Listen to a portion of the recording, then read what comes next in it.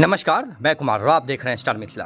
बिहार को 20 सितंबर तक 3 नई अमृत भारत एक्सप्रेस और 2 वंदे भारत एक्सप्रेस मिलने की संभावना है। इसको लेकर संबंधित विभाग, मुख्यालय और रेल मंडल तैयारी शुरू कर दी है। प्राप्त जानकारी के मुताबिक रेल मंडल और मुख्यालय अंतिम चरण में ट्रेनों की समय सारणी पर कार्य कर रहे हैं ताकि जल्द से जल्द एनओसी प्राप्त हो सके और ट्रेनों की समय सारणी गाड़ी नंबर के साथ जारी की जा सके। दरअसल बिहार में अगले आने वाले कुछ ही महीनों में चुनाव है। संभवतः इस माह के अंत तक आचार संहिता भी लागू हो जाएगी, जिससे ऐसा माना जा रहा है जो इस माह के अंत तक बिहार को माननीय प्रधानमंत्री श्री नरेंद्र मोदी जी के द्वारा कई बड़ी सौगातें दी जा सकती है, जिसमें रेलवे भी अपनी अहम भूमिका निभा रही है। इन 5 ट्रेनों की परिचालन शुरू होने से यात्रियों की यात्रा और सुगम व आसान हो जाएगी। इसमें सबसे पहला जो 2 ट्रेन है वो वंदे भारत एक्सप्रेस है, जो कि एक पूर्णिया कोर्ट और पटना के बीच प्रस्तावित है। माननीय रेल मंत्री श्री अश्विनी वैष्णव जी के द्वारा पूर्णिया कोर्ट पटना वंदे भारत एक्सप्रेस की घोषणा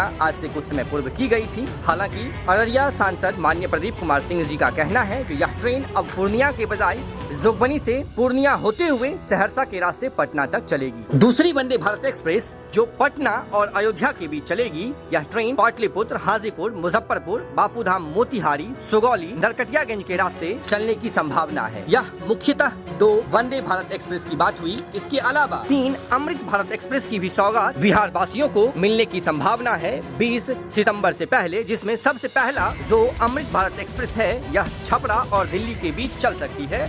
दूसरी मुजफ्फरपुर और हैदराबाद के बीच। कुछ रेल सूत्रों की माने तो मुजफ्फरपुर और हैदराबाद के बीच चलने वाली अमृत भारत एक्सप्रेस का रैक मुजफ्फरपुर यार्ड में पहुंच चुका है। साथ ही साथ एक और ट्रेन चलने की भी घोषणा है और यह ट्रेन है सहरसा अमृतसर अमृत भारत एक्सप्रेस, जो कुछ समय पूर्व माननीय रेल मंत्री श्री अश्विनी वैष्णव जी के द्वारा घोषणा की गई। हालांकि सहरसा अमृतसर अमृत भारत एक्सप्रेस के रूट पर कुछ कहना शायद अभी संभव नहीं है, लेकिन दरभंगा के सांसद माननीय गोपाल जी ठाकुर का कहना है कि यह ट्रेन दरभंगा होते हुए चलेगी। साथ ही साथ एक वीडियो में माननीय रेल मंत्री श्री अश्विनी वैष्णव जी के द्वारा भी कहना है जो सहरसा और अमृतसर के बीच शुरू होने वाली नई अमृत भारत एक्सप्रेस संपूर्ण उत्तर बिहार को जोड़ते हुए चलेगी। अब देखना ये है जो 20 सितंबर तक इन 5 ट्रेनों का उद्घाटन किस रूट से शुरू होता है, इसकी समय सारणी क्या होगी और यह सप्ताह में कितने दिन चलेगी। इसके साथ साथ ही बिहार चुनाव से पूर्व रेलवे में कई नई सौगातें मिलने की उम्मीद है। जाहिर है ये सारी चीजें आगामी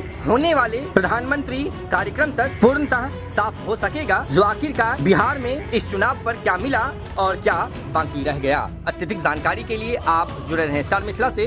हम जल्द ही अगले तस्वीर के साथ हाजिर होंगे जो अपने क्षेत्र मिथिला से होगा। धन्यवाद, आप देख रहे थे स्टार मिथिला।